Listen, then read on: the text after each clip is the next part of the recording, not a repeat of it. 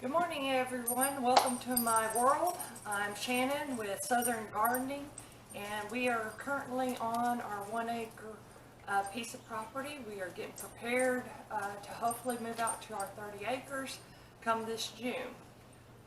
So this morning what we're going to do is we're going to let the chickens out, and I'm going to give you an update on our current chicken yard and hen house, Coop. So you can see what the chickens are currently living in, and we will go from there. So come along with me on today's video, and if you like my video, hit subscribe, give me a thumbs up, and hit that notification bell so that you'll get updates when future videos come out. My New Year's goal this year is to start posting videos at least once a week to keep you guys posted on what's going on in my world and what we are doing to get moved to the new property.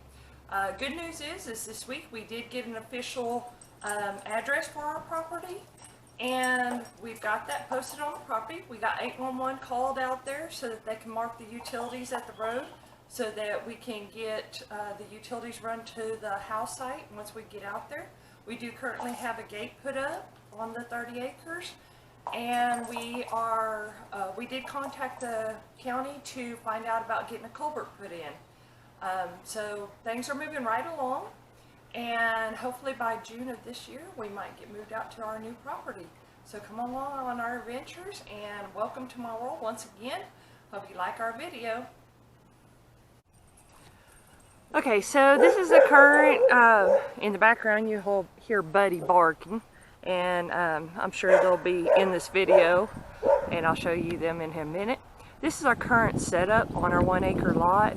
The chickens have a big fenced-in chicken yard to keep them contained, and this is a coop that we've got wrapped for the winter. The weather here in Texas has been crazy. Earlier this morning, about 7 o'clock, it's now 10 o'clock, about 7 o'clock, it was pouring down, gloomy, and a little bit warm. It is warmer today. It's supposed to reach in the 60s today, and it's supposed to be warm, but as you can tell, there's standing water in the yard, and I'm fixing to let the chickens out. And since Buddy wants to make all that noise, there's Buddy going nuts. We do live in the suburbs for now, but we are moving out to the country. So hopefully they'll have plenty of room to run and burn off some of that energy. And there's Copper. Buddy is a white heeler, and Copper is a hound dog red heeler mix. And they've got tons of energy to burn, and we've got a fenced-in yard, but they think they need more room to run. Okay, so I'm going to let the chickens out now and let them run.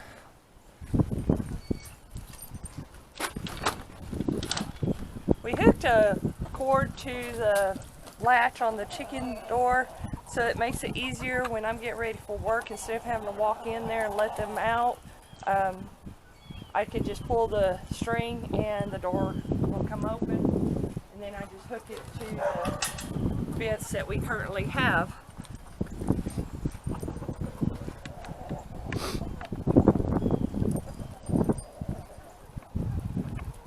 And there's my chickens.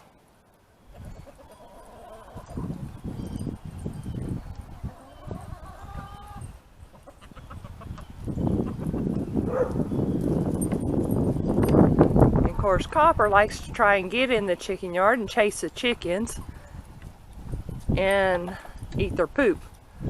So we try to keep the gate closed. I am looking at investing in a Pier 1 fence so that I can put that up to get them trained to the electric fence before we get moved out to the property. And that will allow me to allow them to come out of the gate and maybe get some fresh grass, eat some weeds, and I can build a temporary fence to allow them to walk from that gate down this garden area and to my actual vegetable garden over there, as you see. I'd like to get them in there before spring comes to allow them to eat some of the weeds out of there and bugs and larvae and stuff like that, and also fertilize it as well and get that worked in for me. So there's Copper again. He loves watching the chickens. And there's my chickens. I could sit and watch my chickens all day long, but unfortunately I don't have that kind of time. Alright, so I'm going to take this camera off the tripod, and we're going to go inside the chicken house, and I'm going to show you the setup we currently have.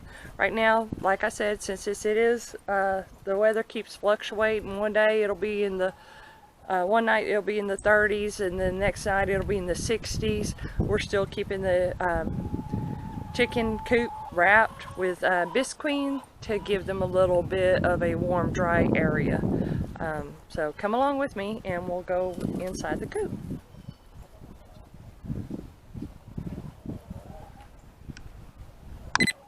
Before we go in the coop, I wanted to show you, we've got an automatic waterer set up. The rain collects off the roof, runs down into this tote, and then we have it set up to go into the chicken house, or the coop, with some nipples on it. As you can see there, there's some PVC pipe coming off the spout. We also have a faucet that comes out, and we have a hose, short hose attached to it, so that we can fill up these two kiddie pools, so that they have fresh rainwater out here as well. And as you can see, they like drinking out of those. It does get really hot here in Texas, so water is a major resource for them, and of course everybody and every living thing has to have tons of water. So we like to keep those kiddie pools filled during the summer so that they have water, and if they get too hot, they do walk in those ponds and cool their feet off, and it helps drop their body temperature. This is the only rooster we have. This is Hawkeye. He's a pretty boy. He is very docile, non-aggressive, so we decided to keep him, and we dispatched the other roosters that we did have. He's about 2 years old, 2.5 years old, and he does a great job protecting his girls.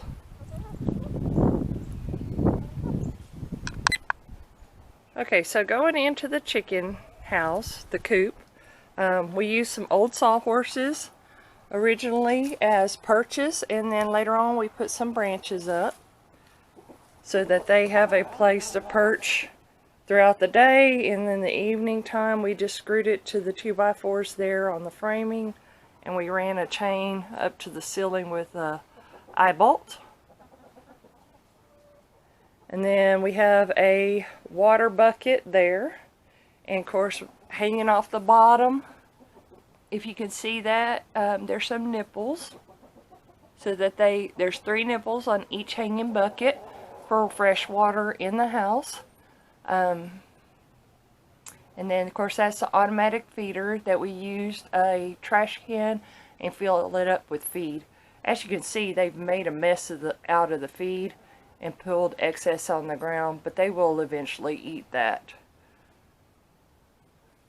And then when I was talking about the automatic waterer with the PVC pipe, here you can see it coming into the coop, and it runs along the side of the coop, and of course we have it secured for the weight of it with large zip ties, and then we have the nipples coming off of it so that they can get fresh rainwater. So they have tons of options for water, and we don't ever want them to be without, especially here with the Texas heat. And as you can see, here's the ramp that goes up to the hen house. We've got a couple windows, and I put a curtain on it just to give them a little bit of privacy, and a door in case we ever need to shut them into the hen house or when we're training them to go in the house. And then underneath the hen house, we do have it raised up. underneath the hen house is where I will put new chicks to get them acclimated to the rest of the flock, so the flock does not peck them to death or injure them. And there is the chick feeder. We did have a batch of chicks, bantam chicks, at the end of the summer, but we have rehomed, we had 6, we rehomed 4 of them that turned out to be roosters, and we still have 2 female bantam chicks. Now they're full grown, so they're not exactly chicks. We got some more purchase there. We put a porch on the front of the hen house, and we have a tin roof on it. We used a carport to make the run, and then of course we have the branches. And here is an automatic feeder as well, a hanging feeder. We decided to leave this one in addition to the trash can feeder, because this is the one that after they finished growing up on that one, and of course there's one of my bantam hens. Once they learned that one, learned how to eat out of that one, and we moved them to the rest of the coop, or allowed them out, they learned how to eat on this one, and we got a catch pan under there to catch the excess feed. And of course we have holes drilled in the bottom, and that is a chip dip tray that I found at the dollar store, mounted at the bottom of the 5-gallon bucket. And as you can see, when the feed comes out of the holes, it fills those cups up and they eat out of that, and then the excess collects in that. Alright, so try not to make you too dizzy. Here is a perch, another perch on the opposite side of the door. And there's the other sawhorse, the old sawhorse that we have. Now, as I put pine mulch in here, as well as pine chips, wood chips, and as they mulch it up and stuff, I take this composted mulch and put it into my compost bins. Lost the word there. Put it in the compost bins, let it break down for about 3 to 6 months, and then I put it in the flower beds, or the raised garden beds.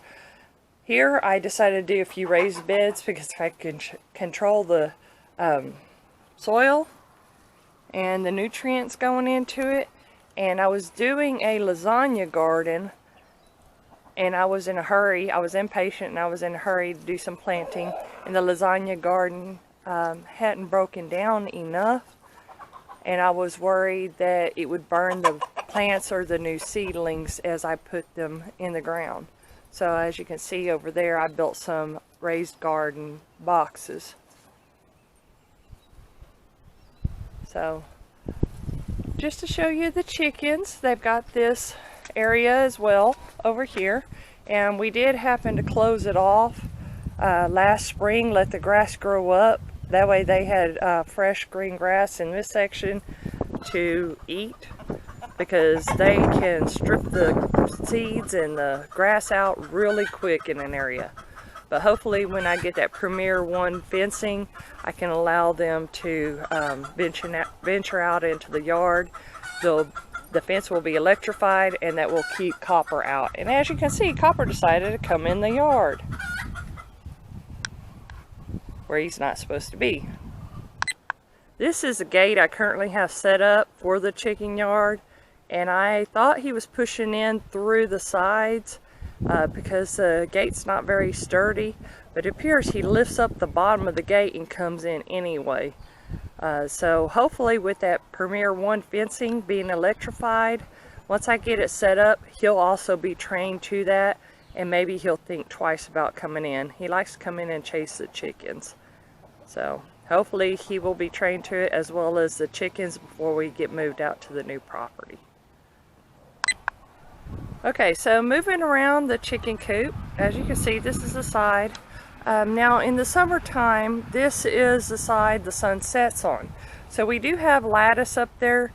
So once the coop is not wrapped with the bisqueen, this lattice will produce a little extra shade in the coop for the hens. And of course around back, I'll show you, we have the we have the nesting boxes where I can access them from the outside without having to go inside the coop.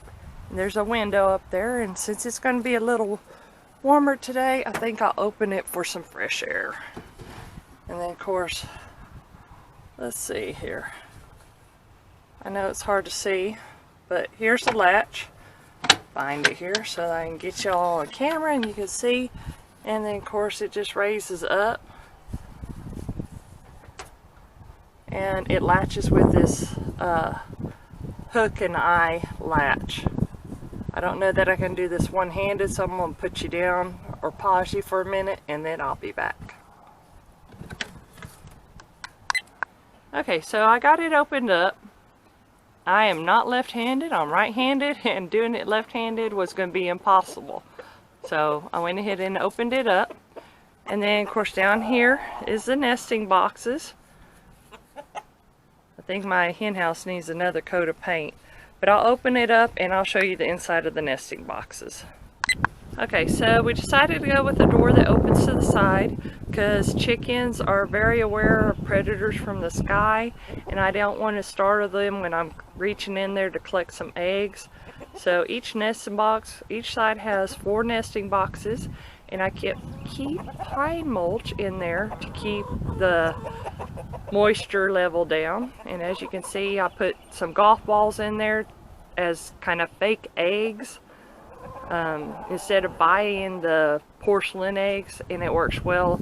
That way I don't accidentally collect the porcelain eggs by not being able to identify them. But anyway, there's an egg in the egg box, and of course the dividers.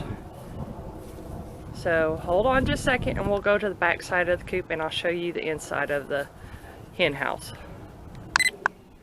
Okay, it's going to be hard to see kind of with the sun right there to our left, but as you can see we've got a couple of doors, and the doors underneath the top ones open up, allowing me to access the pine mulch so that I can clean out the hen houses. And then we've got vents at the top, and then I've got another door to this side to the right. And then the bottom, we have bisqueen on it, and I have black plastic from an old truck bed liner to help shield some of the northern winds on there as well.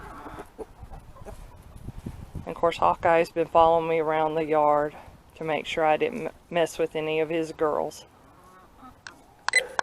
Okay, so I want to show you the inside of the chicken hen house. I did put some burlap sack as a curtain down to give them a little more privacy in the nesting boxes.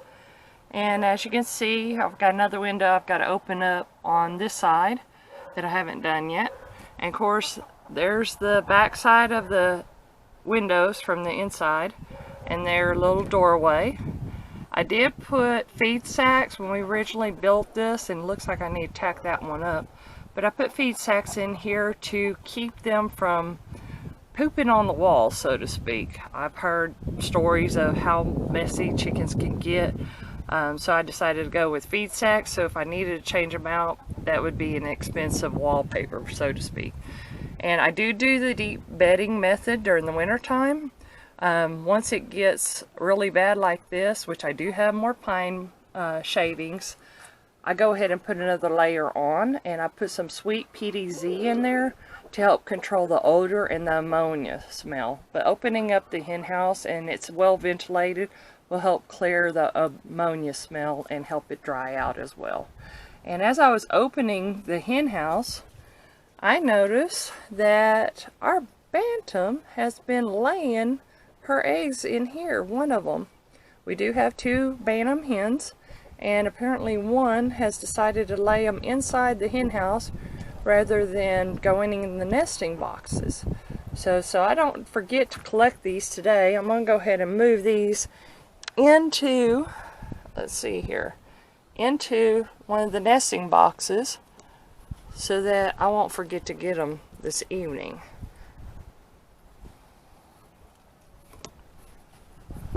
And I know it kind of looks a little disgusting in there with all that, but today I will go ahead and put fresh pine mulch on top of this and toss in a little more sweet PDZ. And I'll go ahead and leave this back door open so that it'll let it air out just a little bit. The wind is still kind of cool, but a little fresh air never hurts. And then moving back around on this back side, kind of a south direction. Well, maybe not. Yeah, no. It's east side, northeast side. Anyway, here's another nesting box. And then that's the back side of the water tote. And of course, during the winter time, I like to have a little pallet there so that the chickens don't make a mud hole right there when they decide to dust bathe. I have one on each side underneath the nesting boxes. So, thank you for coming along on this journey. And I will be adding pine mulch and sweet PDZ to the hen boxes here in just a minute. Okay, so I'm going to take you along to go get the wagon so that we can go get some pine shavings out of the garage, and the wagon and the sweet PDZ are right here in the shed. Okay, so I'm going to pause the video so I can get the shed unlocked and get the wagon out. Well, it looks like I still have some Horse Fresh, which is a alternative brand or type that I use in the hen house. It is similar to sweet PDZ, and of course there goes Copper and Buddy. But I will finish off this bag before I open up the sweet PDZ. And of course, as you can see, I've got some bead sacks in the wagon. So we're going to go to the garage now and get the pine shavings. And of course, here's my pine shavings. So I'm going to grab those and put them in the wagon, and then we will go put some more pine shavings in the hen house.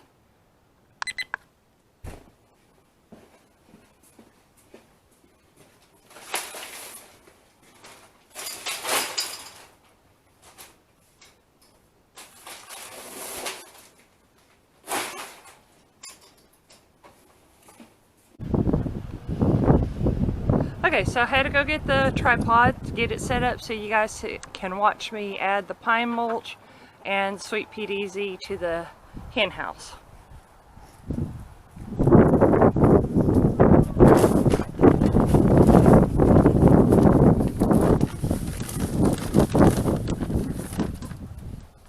And I just sprinkle it liberally in the hen house over where they pooped to help with the odor.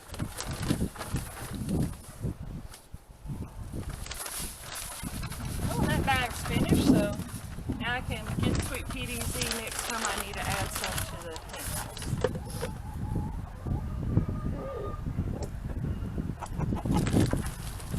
Alright. I think I'm just going to cut this bag open.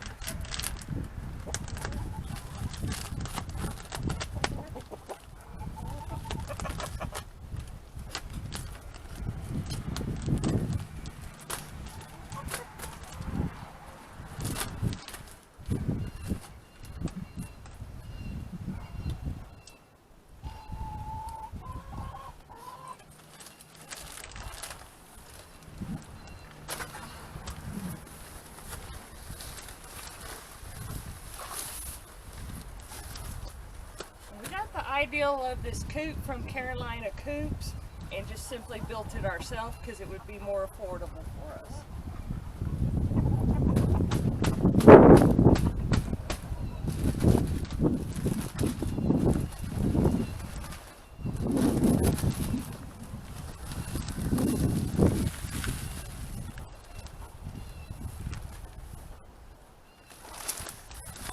Okay, that's probably enough for that side. Spread it out some.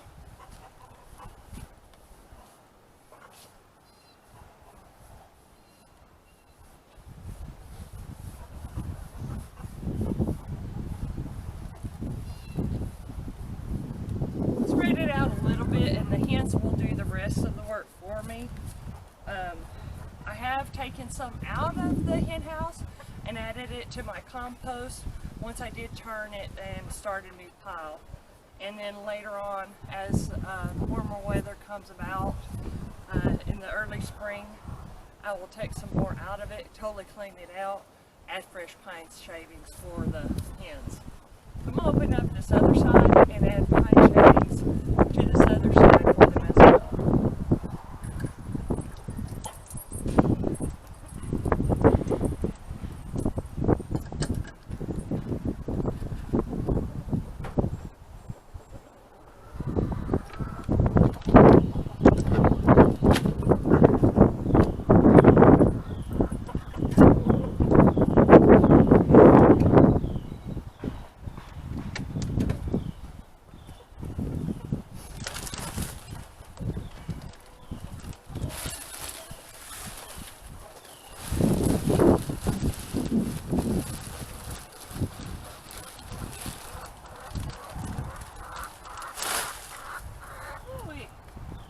And yes, it is a messy task. Whew.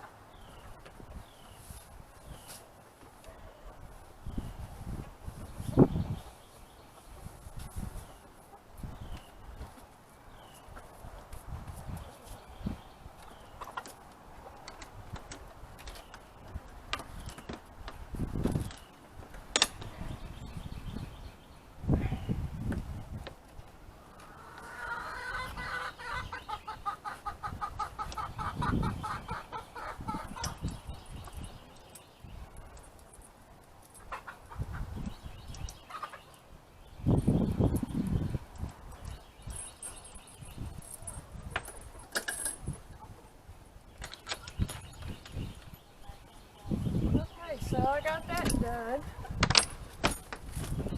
Should be some happy hens now. And we have been talking about replacing these back doors, but we may do it at a later date, which we are doing it at a later date. We're not doing it today. But they've been holding up fairly good. We use recycled cabinet doors from when we remodeled our main bathroom in the house. We didn't want to throw them away, so we just repurposed them.